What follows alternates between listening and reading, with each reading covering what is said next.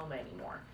We want you to leave high school marketable, ready for college, ready for career, whatever your path may be in the future. We want you to have some skills and some interest in something moving forward. So if it's co-curricular, so that pretty much just means it's more like at a club level type of thing?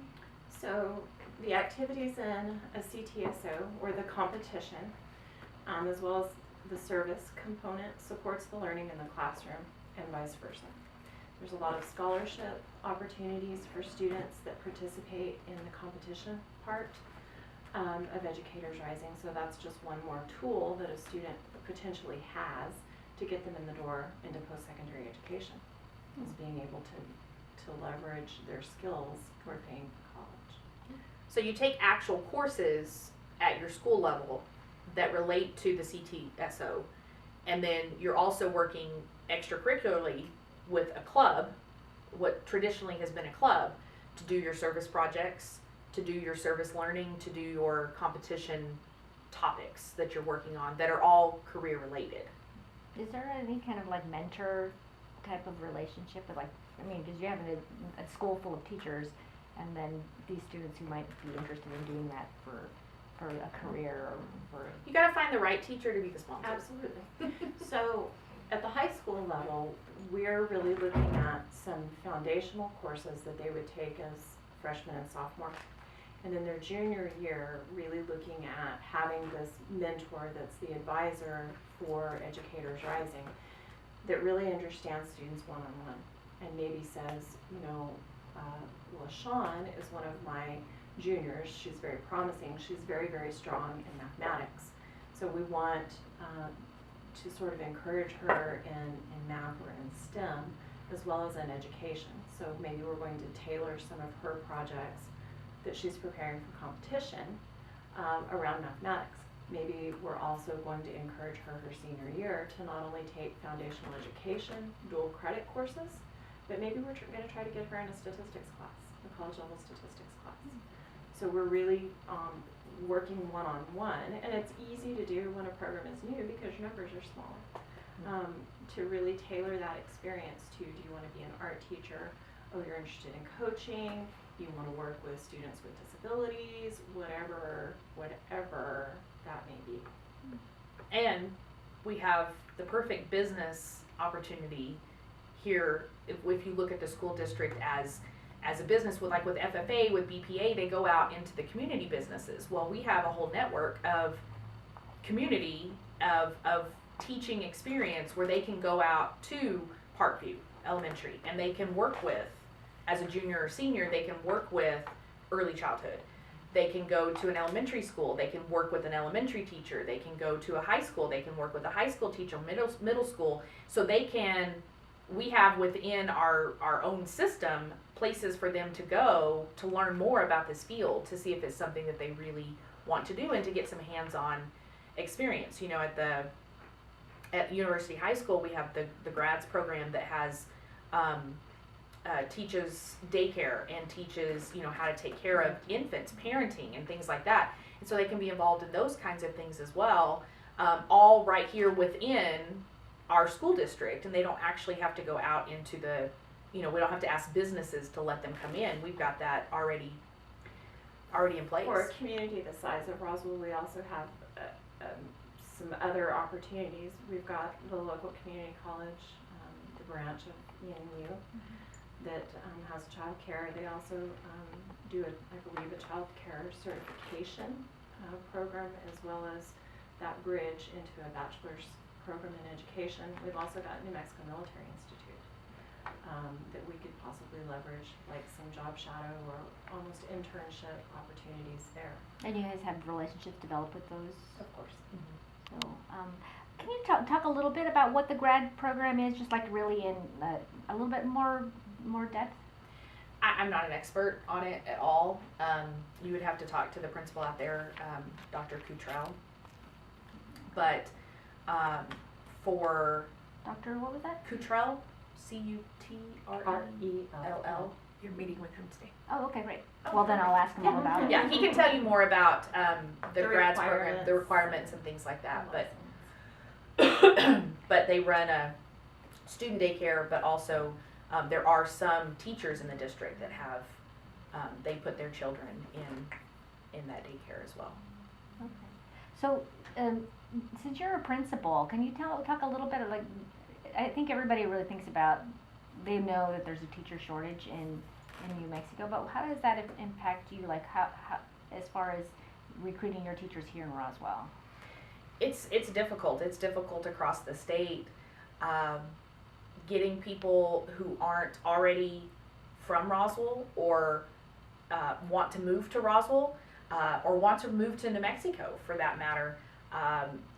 It's really about playing up the positives for Roswell area. You know, we go to job fairs all the time out of state trying to recruit people, but I really feel like that if we can get Educators Rising going at both of our high schools, that's something where we can grow our own. We can start having our own people who are from Roswell, who have roots here, who have family here, who want to stay and be part of this community and raise their families here, to stay and be teachers.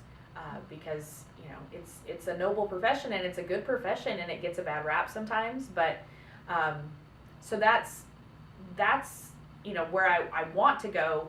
As far as the realities, I mean, we have open positions in the district, and you fill those positions with long-term substitutes who may or may not be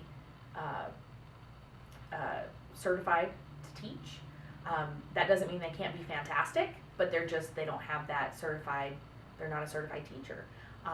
We are using a lot of alternative licensure folks as well, people who already have a bachelor's degree in another area and go through some additional coursework in order to get licensed to be teachers in that particular field. You know, if they have a biology degree or a math degree or something like that, we're trying to tap into those people as well. But when you talk to the colleges, their teacher education programs are low in enrollment. They're struggling. There's just... Why do you think that is? I mean, because that's the... I've definitely heard that. I've heard that the pipeline in the education schools are down. Do you have any sense of... I think there's a lot of reasons. I mean, I think if somebody could pinpoint the one big reason, we could fix it. But we haven't figured that out yet. Nationwide, for any level educator, salaries are not comparable. Maybe at the entry level, but there's really no monetary growth, even with an advanced degree, and even with years of service. And that's a tough thing to convince somebody. Dedicate 25 years of your career, and you'll be making $5,000 or $6,000 more than you would as a 22-year-old right straight out of college. It's very difficult. That doesn't even keep up with cost of living expenses. Do you think that the $2,000 bump in the base salary is going to help at all here? It might help at the entry level. It might help absolutely at the entry level. I think there's issues with there are societal issues. That's probably a whole different discussion that educators have to face head on, probably as clearly, as acutely as someone in law enforcement, if not more so. I think there's some issues with just the bad rap that teachers have gotten over the last 20 or so years, that it's more attractive to be in a corporate setting. And that's just very untrue. That's a very, there's misconceptions. There's a lot of misconceptions, and there's a lot of value to feeling like you're really shaping some little piece of the future the way that an educator does. There's very few, other than being a parent, I think, there's very few professions that you can save. And it's unfortunate that people can't experience that one kid, that one aha moment, because it would change their life. And it's hard work. I mean, it's hard work. It's hard work, and it's hard work, low pay, and not a whole lot of thank yous. And a lot of bladder control. Never get to go to the bathroom. Ever. And it's a big responsibility, and I think the money has part to do with it. It's there's a lot of pressure on teachers. Mm. It's from within and from society and from government. And you know, there's a lot of pressure on educators to be the best at what they do all the time. Yeah. I want to add to that if I can. Mhm. Something else that I think, and I can agree or disagree, but educators have to love what they do every day. Right. And there are so many other jobs that you can fake it. And you can be miserable in your job, but you can, See, I'm gonna close my door today. yeah, And exactly. just work on some emails, work on some correspondence. We don't Exactly. get to do that. It's No. your A game all day, every day. And you have to love it or You you're do. not going to succeed. And you can't fake it. Right. As in so many other professions you could. And I agree with that. Right. You know, I mean, it's like being a doctor. Somebody depends on you exactly. every day. Mhm. Somebody, there's a little soul out there that depends on you every single day. Being responsible for somebody else's Mhm. flesh and blood Yeah. is a big deal. It is. So do you, so since it's very, very early in this, have you already, like, how much interest are you seeing amongst the students? We are just actually starting to propose this to students at my building. I can't speak for the other middle schools in the district, but we are in the process of pre-registration for next year's classes, both at my school and for my 8th graders going to the high school level. So that's one of the things that we're in the process, especially with our 6th and 7th graders this year, bringing in people to talk about different careers. And so that's one of the ones that we're talking about with students and trying to kind of drum up some interest. I have a new family consumer science teacher that's coming in who is extremely motivated and energetic, and I think that she's going to have a huge impact on the next year and the next year and the next year of students. She's someone who loves what she does. Mhm.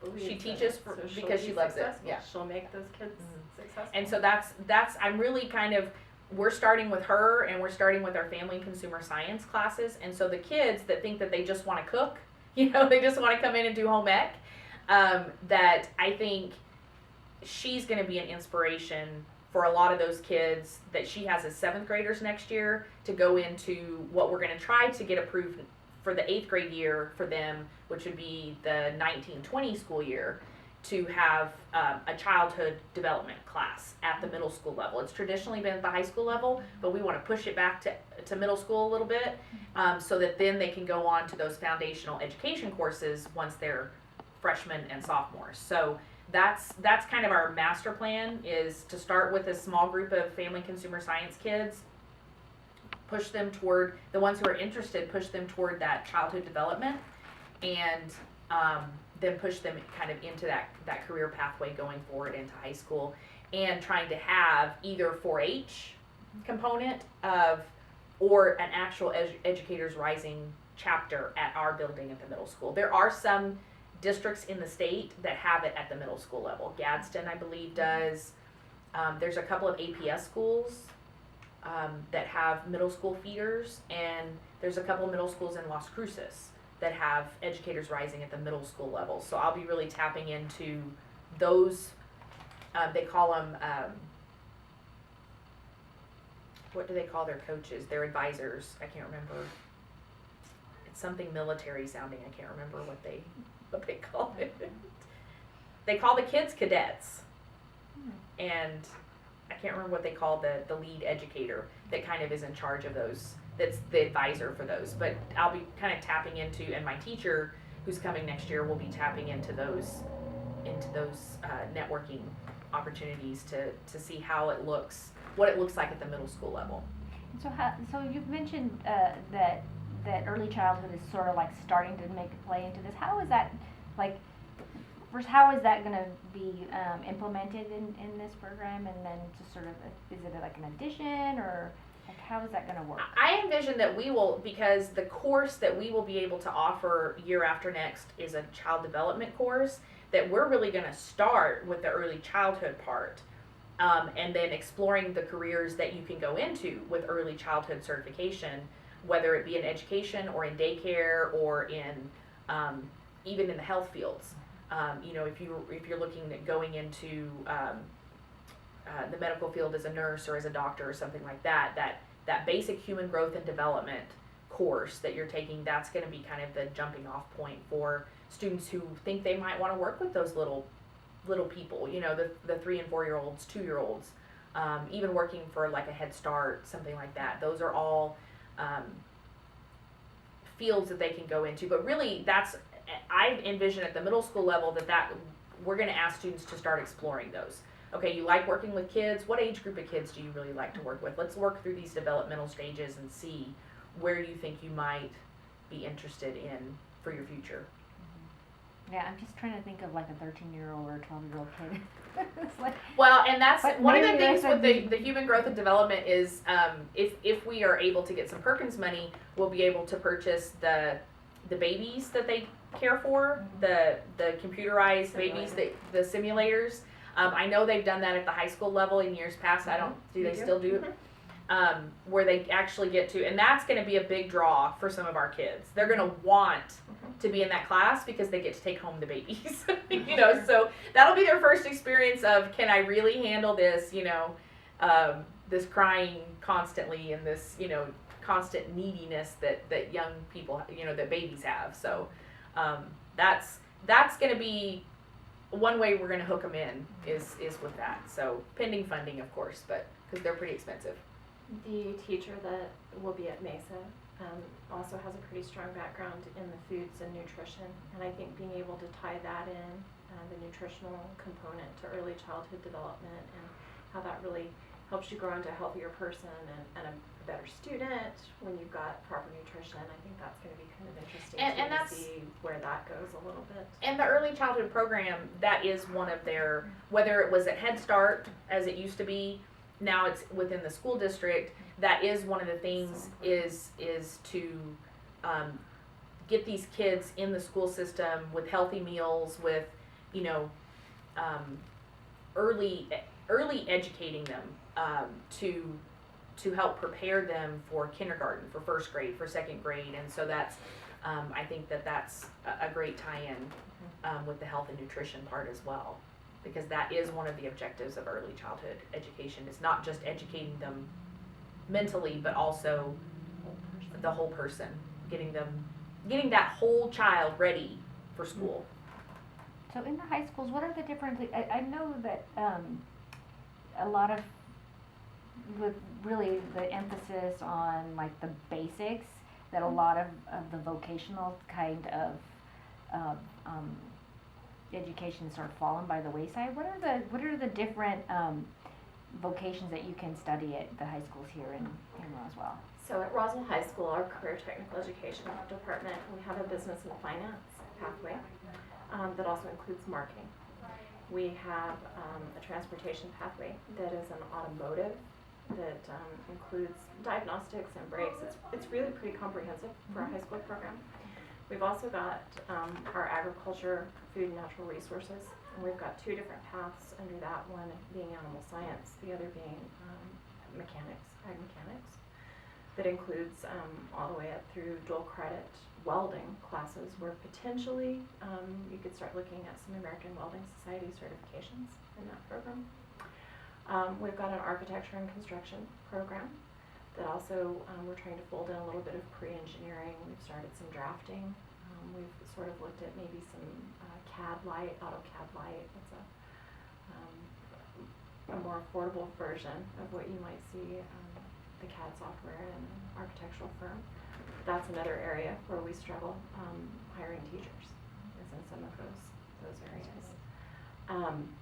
We also have a culinary arts program that focuses right now primarily on preparing someone to go into food service at a variety of levels. We would like to include a little bit more nutrition in that program, and we're looking at a community garden, an on-campus garden, that would be a shared project between the agriculture classes and the culinary classes. I have to start thinking.